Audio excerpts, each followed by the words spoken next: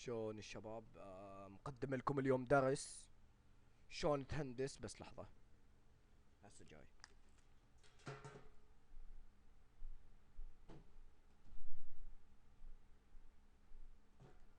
اوكي.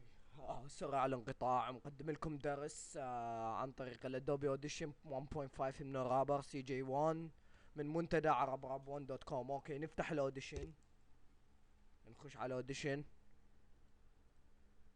وهندخل ننزل اللحن. طبعا تجيب اللحن تشمره بمكان. هذا اللحن مثلا لاغنيتي. هاي ما عليكم، هسه اشرح لكم اياها. وهروح على التسجيل شلون ندوس هاي ونسجل. الو الو، ياو، check it CJ1 on the microphone. yeah yo yo who. اوكي، هسه نجي. اذا هذا خلينا نعتبره هذا فيرس، هذا ما نعتبره يعني البداية، وتضيفوا لها الفلاتر اللي تريدون اذا هاي تكون البداية. هذا اعتبره فيرس، هذا مو بداية يعني بارت. شلون تجي تصفي النويز؟ تحدد مكان. طبعا ما عندي نويز لان مايك احترافي. نويز ريدكشن، تقول لك اول شي تغير هاي، كانت هي هاي تغيرها تحطها هاي، وهتقول لك كابتشر بروفايل وسلكت الانتاير فايل. هاي شو تسوي هاي العملية؟ انه ال 1024 تعتمد انه بدون كارت صوت. انا ما عندي كارت صوت فاحط هاي، اما اللي عنده كارت صوت يقدر يحط الفوق، بس هم تطلع عنده نويز. اما هاي تزيلها باي الحالة. واذا يكون الصوت واطي وتسوي هذيك، الصوت بيروح يصير كأنه ما تحكي يعني بعلبة. بس اذا سوي هاي الطريقة ما يتغير شي بالصوت، بس يشيل لك النويز، ما عليه ابد بالصوت ولا ابد. تجي بالامبليفاير تعليه شوية 3 بوست اذا ما عجبك. انا طبعا ما معلي صوتي لان مو بالغرفة ما استوديو التسجيل، بس جايب المايك هيك على مود اشرح الدرس.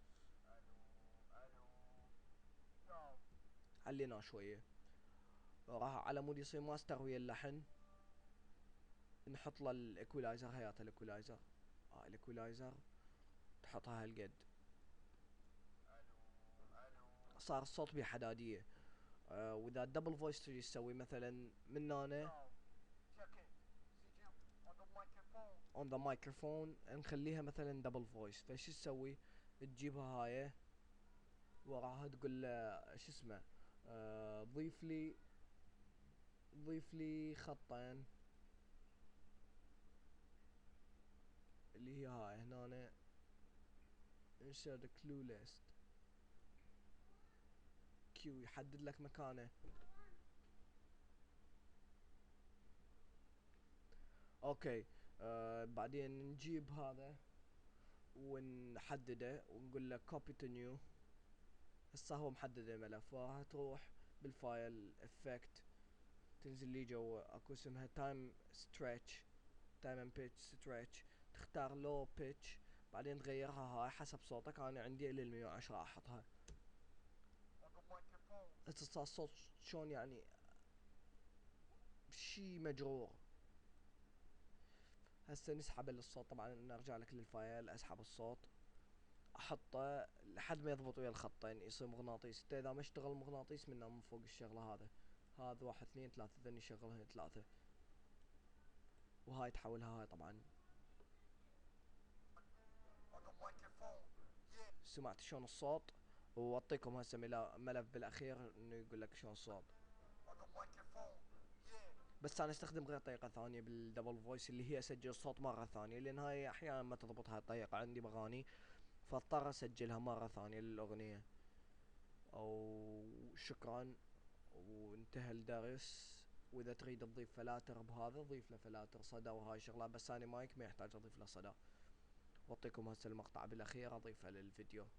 ومشكور على المشاهدة. يلا باي. يلا باي. يلا سي يا.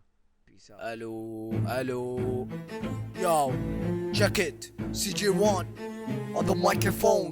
yeah yo yo